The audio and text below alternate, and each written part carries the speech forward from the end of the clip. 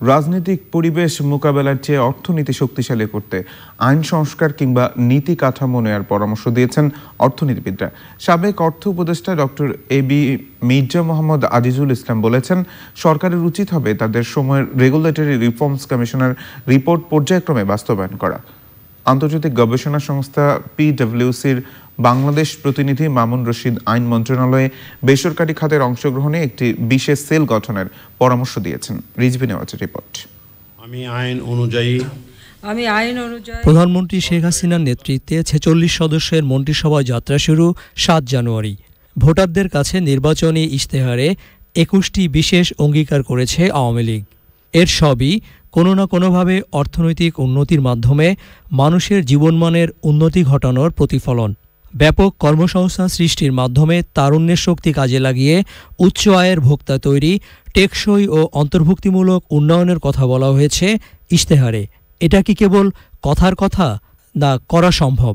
আওয়ামী লীগের নির্বাচনী ইশতেহার উল্লেখ করা হয়েছে যে 10% জিডিপির প্রবৃদ্ধি অর্জন করতে চায়।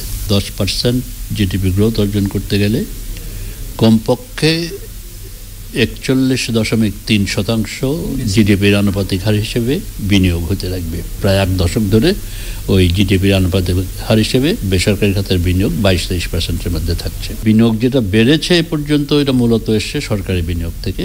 আগামী 20 বছরে জিডিপি প্রবৃদ্ধির প্রকৃত হার 9% ধরে রাখা, 2030 সালে মাথাপিছু আয় $5,500 উন্নীত করার পরিকল্পনা রয়েছে সরকারের।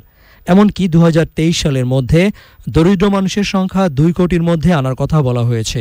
কিন্তু কিভাবে? প্রথমে হাত দিতে হবে আমাদের ফরেন এক্সচেঞ্জ রেগুলেশন অ্যাক্টে। আমাদের বিনিয়োগ সংক্রান্ত আইনগুলোকে ঢেলে সাজানো উচিত। আমাদের কর ব্যবস্থা এখনো প্রচুর দেশি এবং বিদেশি বিনিয়োগকারীদের জন্য, এমনকি কর প্রদানকারীদের জন্য অত্যন্ত কষ্টসাধ্য একটি আয়াস। আমাদের আইন মন্ত্রণালয় আমরা বেশি দেখেছি যে নতুন নতুন আইন যে করছে না তারা তা নয়, কিংবা ব্যাখ্যা দিচ্ছে না তা নয়, তাদের বেশিরভাগই হচ্ছে রাজনৈতিক পরিবেশ মোকাবেলা করার জন্য। কিন্তু আমার মনে হয় আইন মন্ত্রণালয় অবিলম্বে একটি সেল করা উচিত যে আমরা প্রাইভেট সেক্টরকে উৎসাহিত করার জন্য, বিদেশি বিনিয়োগকে উৎসাহিত করার জন্য, আবার এমনকি আমাদের রেভিনিউ ইনকামকে বাড়ানোর জন্য, এমনকি আমাদের স্থানীয় বিনিয়োগকে বাড়ানোর জন্য আমাদের ল্যান্ড প্ল্যানিং যে সমস্ত বিষয়গুলো আইনগুলো রয়েছে সেগুলো আবার রিভিউ করা উচিত।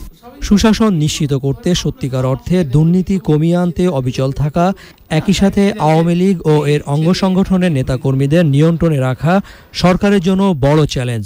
অভিমত তাদের। Rizvi Nawaz, channel I, Dhaka.